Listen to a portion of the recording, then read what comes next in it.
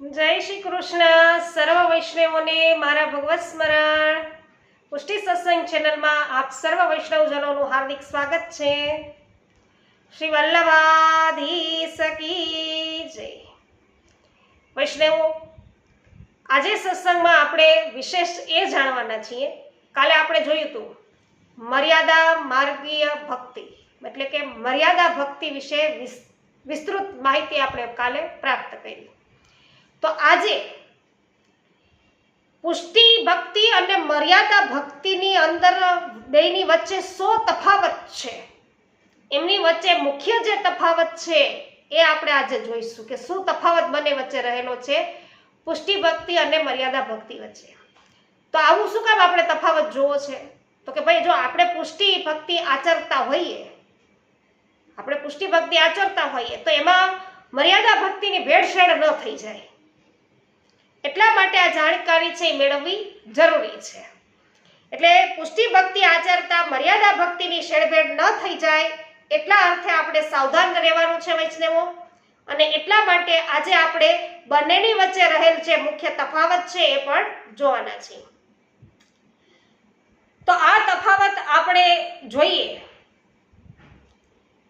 તે જાણવા ખાસ જરૂરી પણ છે વૈષ્ણવો, જેથી આપણે ભક્તિના નામે જે કંઈ પણ કરીએ છીએ તે કયા પ્રકારની ભક્તિ છે, આપણે જે ભક્તિ કરી રહ્યા છીએ કઈ ભક્તિ કરી રહ્યા છીએ તેનો આપણને સાચો ખ્યાલ આવશે. એટલા માટે આ તફાવત જોવાના છે. તો મર્યાદા ભક્તિમાં મનુષ્ય કોઈ પણ દેવરૂપને પોતાના ઈષ્ટ ગણીને તેમની ભક્તિ કરી શકે છે. કેમાં? મર્યાદા ભક્તિમાં કોઈ પણને પોતાના ઈષ્ટ એ ગણી શકે અને તેમની એ ભક્તિ કરી શકે છે. જેમ કે મહાદેવજી છે, કોઈ બી દેવી છે, માતાજી છે, ગણપતિ છે, રામજી છે, નૃસિંહજી છે, પછી વગેરે વગેરે. પણ પુષ્ટિ ભક્તિમાં તો કે ભાઈ, પુષ્ટિ ભક્તિમાં પુષ્ટિ ભક્તોના ઈષ્ટ પરબ્રહ્મ પૂર્ણ પુરુષોત્તમ શ્રી નંદ નંદન શ્રી કૃષ્ણ જ છે. તો એ બીજા પછી કોઈની સેવા ન કરી શકે, બરાબર? અને મર્યાદા ભક્તિની અંદર તમે કોઈ પણ સ્વરૂપને છે પસંદ કરો કે કોઈ પણ ને તમે પોતાના ઈષ્ટ ગણી શકો. અહીંયા પુષ્ટિ ભક્તિમાં માત્ર ને માત્ર શ્રી કૃષ્ણ જ છે એ ઈષ્ટ ગણાશે. તો પુષ્ટિ ભક્તિમાં અન્ય કોઈ દેવરૂપને ઈષ્ટ તરીકે સ્વીકારવામાં આવતા નથી.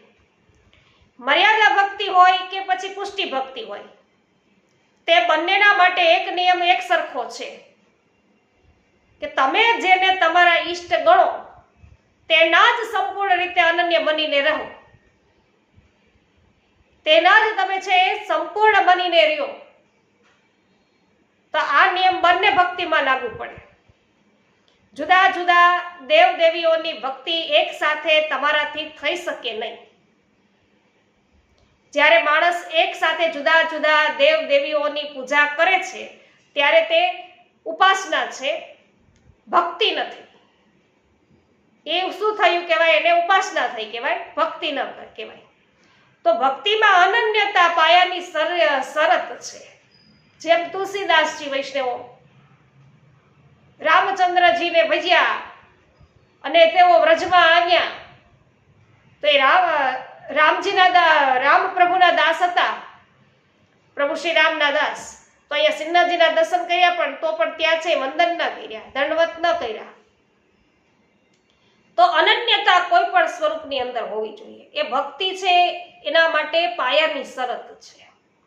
માટે પુષ્ટિ ભક્તે શ્રી કૃષ્ણ સ્વરૂપ શ્રીનાથજીને જ પોતાના ઈષ્ટ ગણીને, પુષ્ટિ ભક્તે શ્રી કૃષ્ણ સ્વરૂપ શ્રીનાથજીને જ પોતાના ઈષ્ટ ગણીને એમના અનન્ય બનીને તેમની ભક્તિ કરવાની છે. તો મર્યાદા ભક્તિમાં ભક્તિની વિધિ એ શાસ્ત્રમાં બતાવ્યા પ્રમાણે જુદા જુદા પ્રકારના અર્ચનથી થાય છે. શાસ્ત્રોમાં બતાવ્યા પ્રમાણે જેને એકોપચાર, પંચોપચાર, ષોડશોપચાર અર્ચન કહેવામાં આવે છે. પુષ્પ, તુલસી, કંકુ, ચંદન આદિ જુદા જુદા દ્રવ્યોથી મર્યાદા ભક્ત પોતાના ઈષ્ટનું અર્ચન કરે છે. તે મર્યાદા અર્ચનમાં ઈષ્ટના સુખનો વિચાર હોતો નથી. શાસ્ત્રના નિયમનો જ છે એ આગ્રહ હોય છે. જેમ કે ઈષ્ટને ઠંડા જળથી અભિષેક કરાવવામાં આવે, શિયાળામાં પણ તેમને ચંદન છે સમર્પવામાં આવે. તો પુષ્ટિ ભક્તિ શાસ્ત્ર વિચારને સ્વીકારે છે, પરંતુ પ્રભુનું સુખ થાય તે પ્રકારે પ્રભુની સેવામાં શાસ્ત્ર વિધિને ઉપયોગ છે એમાં લે છે.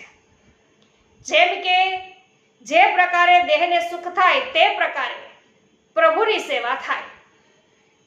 તો પ્રભુ છે એ કોઈ મૂર્તિ નથી, પણ સાક્ષાત ભગવાન છે.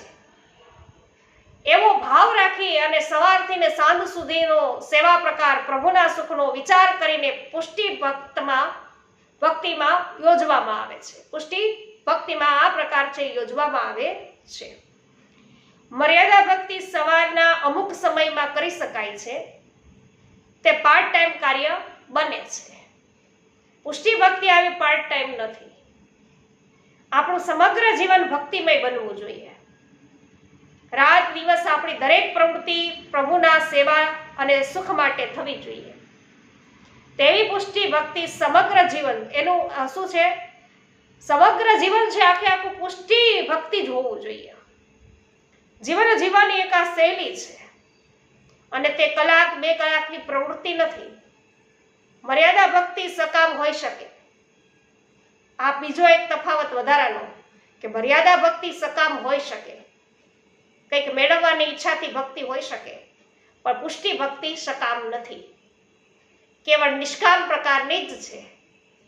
અને એટલે આપણે ત્યાં કહીએ છીએ વૈષ્ણવ કે પ્રભુ પાસે કઈ નવ માંગીએ, માંગત પસ્તાવો થાય, મારા નાથને આવે ઉદાસી, એ તો વેપાર શરીખું ગણાય.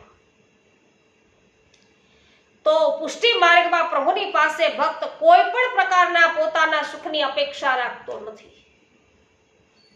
તે ભગવાન પાસે કશુંય માંગતો નથી, તેમજ પોતાના દુઃખના રોદડા છે રડતો નથી. પુષ્ટિ ભક્તનું આ પ્રકાર છે, એનું જીવન આ પ્રકારે હોય. અને પુષ્ટિ ભક્તિનું પરમ ફળ પ્રભુના સ્વરૂપાનંદની પ્રાપ્તિ છે. આ સ્વરૂપાનંદની પ્રાપ્તિ આ દેહથી પણ થાય છે અને મૃત્યુ બાદ પણ થાય છે.